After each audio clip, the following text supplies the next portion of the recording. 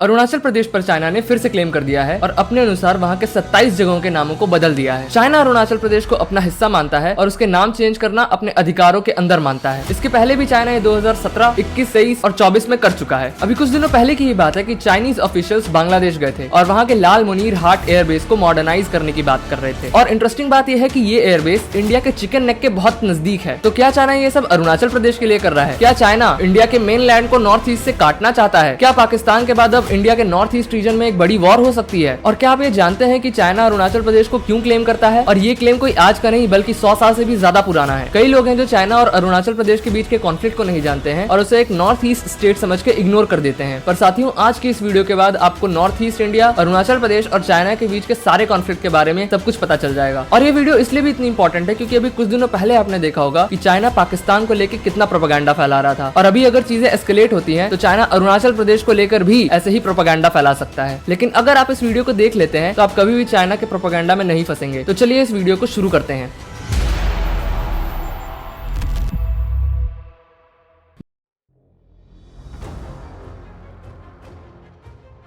बात है early 20th century की। उस समय चाइना और इंडिया के बीच में तिब्बत नाम का एक देश हुआ करता था जहाँ की अपनी सरकार और अपनी सेना भी हुआ करती थी। और उस समय चाइना में चिंग डायनेस्टी का राज हुआ करता था। लेकिन ब्रिटिश एम्पायर के ओपियम ट्रेड के कारण वो लगातार कमजोर पड़ते जा रहे थे। जब चिंग डायनेस्टी स्ट्रॉन्ग थी तो तिब्बत उनके कंट्रोल में रहता था। लेकिन जैसे जैसे चिंग डायनेस्टी कमजोर पड़ती जा रही थी, तिब्बत ऑटोनॉमस होता जा रहा था। और उस समय तिब्बत और इंडिया के बीच में कोई आधिकारिक बाउंड्री भी नहीं हुआ करती थी। उस समय ब्रिटिश वर्ल्ड वॉर 1 की तैयारी भी कर रहा था और साथ ही साथ उन्हें यह भी डर लग रहा था कि कहीं तिब्बत यूएसएसआर के कंट्रोल में ना चला जाए। साल था 1912 और चिंग डायनेस्टी पूरी तरीके से ध्वस्त हो जाता है और चाइना पे रिपब्लिक ऑफ चाइना पार्टी का राज हो जाता है। इस समय में भी तिब्बत अपनी ऑटोनॉमी बनाए रखता है। पर ब्रिटिश एम्पायर को लगता है कि चाइना और यूएसएसआर दोनों ही तिब्बत को इन्फ्लुएंस कर सकते हैं। और चूंकि तिब्बत और इंडिया के बीच में कोई बाउंड्री डिफाइन नहीं थी तो उस समय ब्रिटिश सरकार ने सोचा कि इन दोनों देशों के बीच की बाउंड्री डिसाइड करना एक टॉप प्रायोरिटी है ताकि बाद में कोई कॉन्फ्लिक्ट ना हो। और ब्रिटिश एम्पायर यही करने की कोशिश करता है। शिमला में तिब्बत की तरफ से पलजौर दोरजे छात्रा, ब्रिटिश एम्पायर की तरफ से सर आर्थर हेनरी मैकमहन और चाइना की तरफ से इवान चेन एक मीटिंग में शामिल हुए जिसे शिमला कन्वेंशन का नाम दिया गया। और इस मीटिंग का मकसद था नॉर्थ ईस्ट इंडिया और तिब्बत के बीच की बाउंड्री डिसाइड कर। उस समय अरुणाचल प्रदेश का कोई नाम नहीं था, उसे नॉर्थ ईस्ट फ्रंटियर ट्रैक्ट बोला जाता था। इस मीटिंग में तिब्बत और इंडिया के बीच की बाउंड्री डिसाइड हुई जिसे मैकमहन लाइन बोला जाता है और हिंदी में कई लोग इसे मैकमोहन लाइन भी बोलते हैं। शुरू में तो चाइना इस बाउंड्री को मान जाता है, लेकिन बाद में उसे रियलाइज होता है कि अगर वो इस बाउंड्री को माना तो उसे तिब्बत की ऑटोनॉमी को स्वीकार करना होगा। और उस समय से ही चाइना दुनिया को ये बताने में लगा हुआ था कि तिब्बत पे उसका कंट्रोल है। तो इसीलिए पहले बाउंड्री पर एग्री करने के बाद भी चाइना अपने पांव पीछे खींच लेता है और उसका कहना होता है कि इस मीटिंग में तिब्बत की कोई जगह ही नहीं है और ये मीटिंग केवल और केवल चाइना और इंडिया के बीच होनी चाहिए। लेकिन उस समय हम तिब्बत को एक इंडिपेंडेंट नेशन की तरह ही ट्रीट करते थे। तो चाइना के जाने के बाद भी हमने तिब्बत के साथ ये डील की और तिब्बत और इंडिया के बीच की बाउंड्री को डिसाइड कर लिया जिसे हम मैकमोहन लाइन बोलते हैं। पर चाइना आज भी इसको एक्सेप्ट नहीं करता है। उसका यही कहना है कि तिब्बत कभी एक इंडिपेंडेंट नेशन था ही नहीं और बिना चाइना के इन्वॉल्वमेंट के आप ये बाउंड्री डिसाइड नहीं कर सकते। और इसीलिए चाइना अरुणाचल प्रदेश को आज भी अपना हिस्सा मानता है और उसे साउथ तिब्बत या ज़ैंगनान बुलाता है। पर साथियों, चाइनीज प्रोपेगेंडा ये पूरी तरीके से झूठ है क्योंकि तिब्बत उस समय एक ऑटोनोमस नेशन की तरह ही वर्क करता था और उसकी अपनी आइडेंटिटी भी, और वो अपने आप को चाइना का पार्ट नहीं मानता था। और इसीलिए तिब्बत के लोग आज भी भारत की भूमि से अपनी आजादी की लड़ाई लड़ते हैं। और साथियों, अरुणाचल प्रदेश के साथ इसी बाउंड्री कॉन्फ्लिक्ट के कारण 1962 में इंडिया और चाइना के बीच में लड़ाई भी हुई थी जिसमें अनफॉर्चुनेटली इंडिया को हार का सामना करना पड़ा था और चाइना की आर्मी बहुत अंदर तक घुस गई थी। लेकिन फिर चाइना को अरुणाचल प्रदेश से वापस भी जाना पड़ा था। इसकी पूरी क्या स्टोरी थी, इसकी भी एक बहुत अच्छी कहानी है। अगर आप चाहते हैं तो मुझे कमेंट सेक्शन में जरूर बताएं, मैं इसके ऊपर भी एक डिटेल्ड वीडियो लेकर आ जाऊंगा। शिमला कन्वेंशन के अलावा भी चाइना अरुणाचल प्रदेश पर अपने क्लेम को लेकर और भी बहुत सारे जस्टिफिकेशंस देता है, तो आइए उसको भी समझ लेते हैं।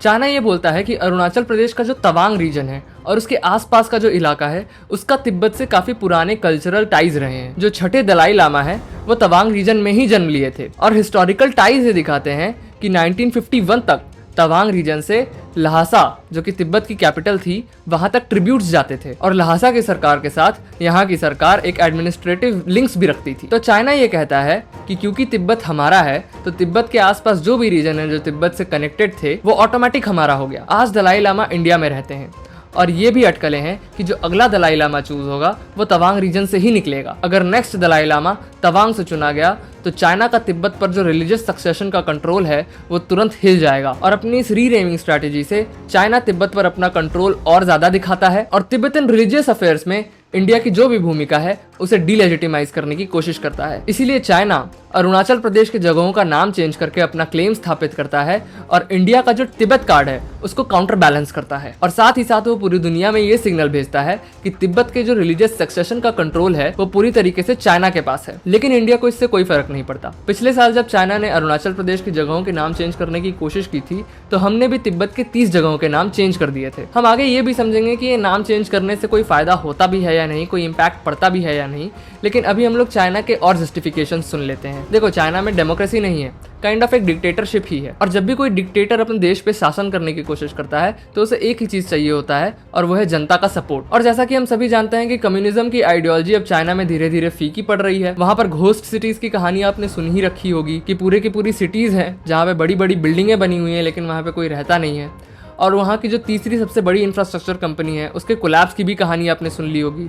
इससे वहाँ के बैंकिंग सेक्टर पे भी बहुत ज़्यादा प्रभाव पड़ा है। तो जाहिर सी बात है, जब ऐसा इकोनॉमिक कोलैप्स होगा तो वहाँ की जनता गुस्सा करेगी। और इस चीज़ को टैकल करने के लिए सीसीपी ने अब नेशनलिज्म को अपना नया फ्यूल बनाया है ताकि लोग नेशनलिज्म से भर के उसकी सरकार को सपोर्ट करें। और अरुणाचल प्रदेश जैसे एरिया को क्लेम करना वहाँ के लोगों में एक नेशनलिज्म का सेंस और प्राइड भर देता है। वहाँ का जो हार्ड कोर नेशनलिज्म है वो बार बार डिमांड करता है कि आप ताइवान, तिब्बत और अरुणाचल प्रदेश पे एक एक्स्ट्रा हार्ड स्टैंस लें ताकि हम कमजोर नहीं हैं, ये नैरेटिव पूरी दुनिया में फैले। और इसीलिए आप देख रहे होंगे कि चाइना अपने आसपास की हर टेरिटरी पे क्लेम करता है, चाहे वो साउथ चाइना सी हो या अरुणाचल प्रदेश हो, तिब्बत हो, ताइवान हो। और जब तक ये सब करके चाइनीज लोगों में नेशनलिज्म भरा जाएगा तब तक वहाँ की जनता अपनी सरकार के खिलाफ कुछ नहीं बोलेगी। और ये सब चाइना के 3 वॉरफेयर डॉक्ट्रिन का हिस्सा है जिसमें साइकोलॉजिकल, लीगल और मीडिया वॉरफेयर शामिल है। और ये जो नाम चेंज करने का पूरा प्रकरण है ये उनके लीगल वॉरफेयर का हिस्सा है जहाँ पे वो बार बार नाम चेंज करके उसे लीगल डॉक्यूमेंटेशन में लाना चाहते हैं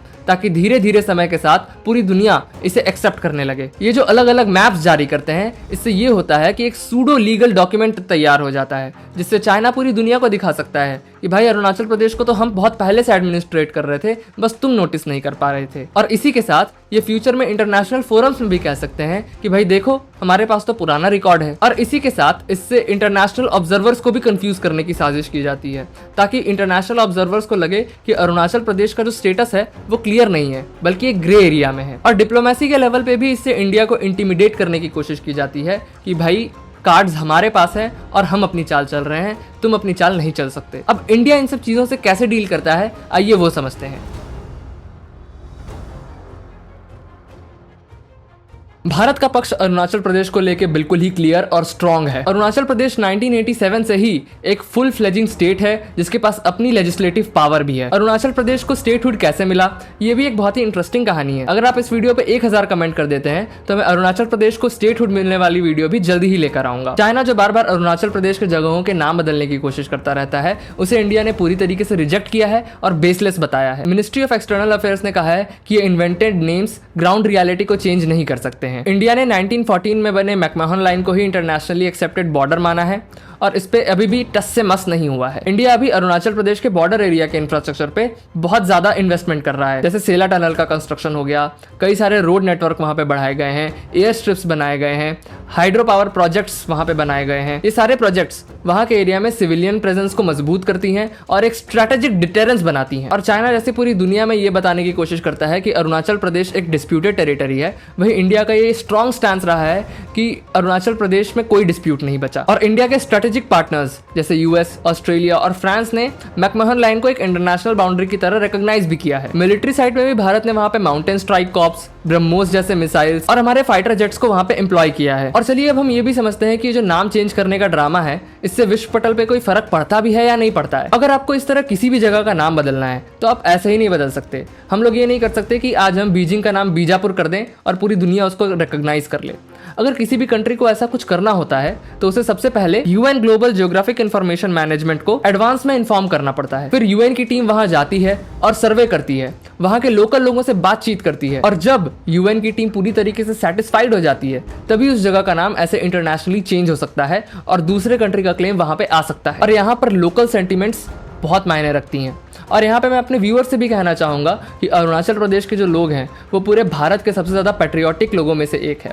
नेशनलिज्म वहाँ के लोगों में कूट कूट के भरा हुआ है। तो ऐसे में अब आप मेरे व्यूअर्स हैं, आप हाइपर क्वेस्ट का चैनल देखते हैं, तो मैं आपसे ये एक्सपेक्टेशन रखता हूँ कि आप कभी भी नॉर्थ ईस्ट के लोगों के साथ कोई भी रेसिज्म नहीं करेंगे। नॉर्थ ईस्ट क्या, भारत के किसी भी हिस्से से कोई भी आदमी आए, आपको उन लोगों के ऊपर रेसिज्म करने की कोई जरूरत नहीं है, क्योंकि इससे हमारी यूनिटी पे फर्क पड़ता है और जो हमारे दुश्मन हैं वो इसे अपनी शक्ति की तरह यूज करते हैं। तो जब तक अरुणाचल प्रदेश के लोग इंडिया से जुड़े रहना चाहेंगे, तब तक दुनिया की कोई भी ताकत अरुणाचल प्रदेश को भारत से अलग नहीं कर सकती है। अब इंडिया को अगर इस प्रॉब्लम से डील करना है तो इंडिया आगे और क्या क्या कदम उठा सकता है, आइए इसको भी समझते हैं। अगर इंडिया को नॉर्थ ईस्ट फ्रंटियर पे अपनी पकड़ मजबूत करनी है तो वहां के इंफ्रास्ट्रक्चर को टर्बो चार्ज करना पड़ेगा। जिस स्पीड से वहां पे इंफ्रास्ट्रक्चर डेवलपमेंट हो रहा है उस स्पीड को बढ़ाना पड़ेगा। सेला टनल जैसे बड़े प्रोजेक्ट्स और रोड्स की कनेक्टिविटी हमें गांव-गांव तक पहुंचानी पड़ेगी। और अगर हम लोग ये प्रोजेक्ट्स बना लेते हैं और इंडिया और अरुणाचल प्रदेश के बीच में ईयर राउंड कनेक्टिविटी हो जाती है तो ये सिर्फ आर्मी के लिए ही नहीं बल्कि वहां के सिविलियन के लिए भी एक बहुत बड़ा मोरल बूस्ट होता है। और साथ ही मिलिट्री डिटरेंस पे भी उतनी ही ध्यान देने की जरूरत है। हमारा मिलिट्री इंफ्रास्ट्रक्चर वहां पे हमेशा एक्टिव होना चाहिए और वहां की LAC पर हमारी सर्वेलेंस को और मजबूत करना चाहिए। इससे ये होगा कि चाइना कोई भी मिस एडवेंचर करने से पहले 2 बार सोचेगा। अभी हाल ही में जैसा मैंने बताया कि चाइना के लोग बांग्लादेश गए थे और वहां के चिकन नेक के बहुत ही करीब एक एयरबेस वो लोग बनाने की सोच रहे हैं। तो अभी चिकन नेक से ये भी खबर आई है कि सिलीगुड़ी कॉरिडोर में इंडियन आर्मी तीस्ता प्रहार नाम की एक मिलिट्री एक्सरसाइज भी कर रही है। ये एक्सरसाइजेस होते रहने चाहिए और ऐसे कुछ एक्सरसाइजेस हम लोग अरुणाचल प्रदेश के एरिया में भी कर सकते हैं। अगर डिप्लोमेसी की बात करें तो इंडिया को इंटरनेशनल फोरम्स में अपनी ये स्ट्रेट टॉक जारी रखनी चाहिए। हर चाइनीज नामकरण और उनके बोगस क्लेम्स को हर जगह पे रिजेक्ट करो और बार बार पूरी दुनिया को रिमाइंड कराओ कि अरुणाचल प्रदेश भारत का अभिन्न हिस्सा है। ग्राउंड रियलिटी को और मजबूत बनाने के लिए वहाँ की लोकल कम्युनिटीज का गवर्नेंस में हिस्सा होना चाहिए और वहाँ की सारी ट्राइब्स का रिप्रेजेंटेशन हमारे पास तक आना चाहिए ताकि उनकी सारी शिकायतें, सारी बातें हम तक पहुंचे। इससे लोगों का भरोसा बढ़ेगा और हमारा बॉर्डर मैनेजमेंट और अच्छा होगा। वहाँ पर सिविलियन प्रेजेंस को और मजबूत करने के लिए वहाँ पे वाइब्रेट विलेज प्रोग्राम्स को और लाओ ताकि चाइना के बॉर्डर विलेज मॉडल को टक्कर दी जा सके। वहाँ पे टूरिज्म और एग्रीकल्चर जैसी ट्रेड रिलेटेड एक्टिविटीज को और ज्यादा स्ट्रॉन्ग करना चाहिए। हमें अरुणाचल प्रदेश के टूरिज्म का एडवर्टीजमेंट करना चाहिए जिससे वहां के लोगों के पास और भी ज्यादा स्थायी रोजगार होगा और वहां की इकोनॉमी भी थ्राइव करेगी। इसी के साथ एनर्जी डिप्लोमेसी भी काम आएगी। हम लोग वहां पे ऑलरेडी हियो और टाटो 1 जैसे हाइड्रो इलेक्ट्रिक प्रोजेक्ट्स पे काम कर रहे हैं, उसे जल्दी से जल्दी कंप्लीट करना चाहिए और ऐसे और प्रोजेक्ट्स भी बनाने चाहिए ताकि वहां के लोगों को रोजगार की और भी ज्यादा अपॉर्चुनिटीज मिले। और इससे एक और फायदा होगा कि जो रिमोट एरियाज है वहां पे इंडिया का इकोनॉमिक कंट्रोल भी स्टैब्लिश हो जाएगा। और फाइनली जो हमारे इंटरनेशनल स्ट्रेटेजिक पार्टनर्स हैं US, ऑस्ट्रेलिया, फ्रांस, जापान, इन सब के साथ हमें अपनी डिप्लोमेसी और मजबूत करनी होगी ताकि वो चाइना के खिलाफ हमेशा हमारे साथ खड़े रहें और विश्व पटल पे चाइना का ये जो नैरेटिव प्रोपेगेंडा है उसके खिलाफ खड़े रहें। सरकार और यहाँ के लोगों का ये मिला जुला अप्रोच ही अरुणाचल प्रदेश को हमेशा भारत का अंग बनाए रखेगा और हमेशा भारत अखंड रहेगा।